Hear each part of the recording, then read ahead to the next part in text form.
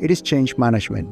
It is transitioning from rationally thinking this is important, this is strategic, to actually embracing it from an emotional point of view. Hi, we're here today in Stockholm to launch our annual report, The Voice of Digital Leaders in Manufacturing.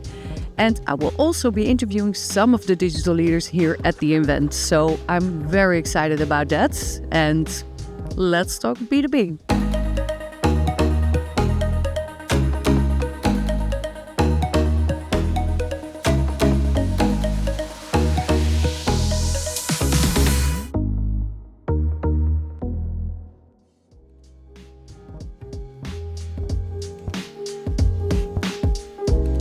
We managed together to grow the report. The number of respondents has been growing 35%, representing a total of 300 billion in the industrial manufacturing market. Really interesting target audience, I think, to hear what they have to say. B2B transformation needs to start with the customer. Mm-hmm. You need to really understand what the customer needs, your channel partners, your OEMs, and from that you need to decide what are you going to do for them and what you want, and remain extremely focused.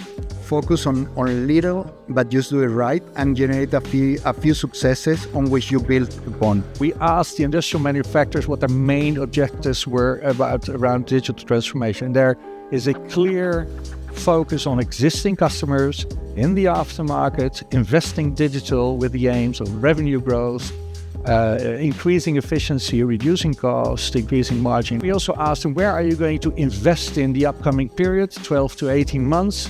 And here the top two clear winners are customer portals and digital services in combination with e-commerce. What I think is the most important is e-commerce adoption, and also enabling our partners, our wholesalers, to be able to sell Danfoss products more efficiently through efficient product data integrations. We also asked them what channel is going to be the fastest growing one. And then with 22%, the digital channels in the aftermarket are expected to grow the fastest the upcoming period. So we know that e-commerce is still a growing channel. We know that everybody is investing heavily on it. But we also know that some of these numbers are actually quite modest. And if you ask me, and it's what I talk with my clients about, there are 3 key enablers to really accelerate growth for your e-commerce channel. Give an example. If you have asset information, installed base information, it's the perfect start for your e-commerce channel to start interacting with your customer. You really need to have a strong onboarding strategy.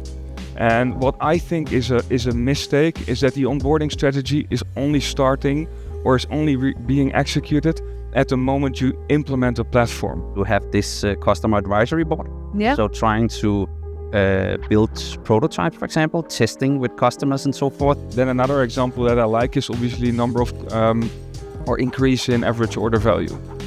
E-commerce is not only looking at being more efficient and moving from offline to online, but it's also around cross and upsell. I think the most important thing is that the organization is behind this, especially in B2B, where we see a lot of traditional sales in face-to-face meetings, where it's the handshake that counts. Mm-hmm. So quotation, scoping, looking at products, communication, all these kind of things can happen in the digital space, but it needs to be anchored from the top and down in the organization.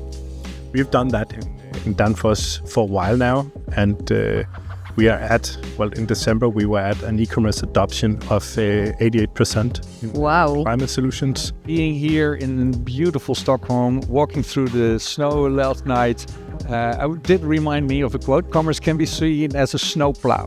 So after the snowplow, you add digital services and it transforms your company. Make sure to consolidate what you're doing, so you're not fragmented all over the place, but have something that is not confusing to the customer.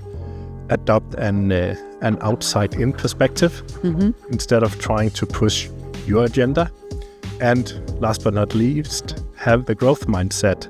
Make sure that your organization is also ready for that change. One of the biggest challenges also at our table, organizational change. It is change management.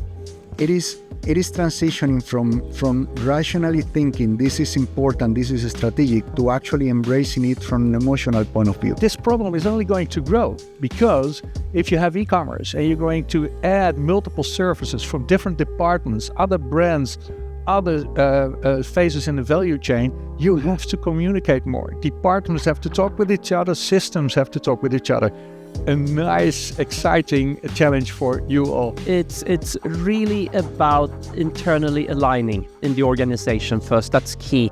You need to start from the top and have the full support from top management. But then you also need to drive it from bottom up, because you want everyone to be in on the journey and understand why we are doing this. Many manufacturers have grown through buy and build strategies, and because of that they are super complex, siloed, act in multiple regions, multiple divisions, business areas. So I often get the challenge, Vincent, help me, I need a scalable, flexible, future-proof platform.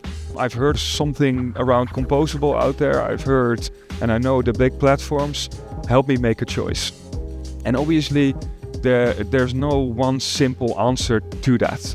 So we always advise our customers to componentize. I think we need to have an environment in our companies where we can think in modular thinking, headless connections and so on.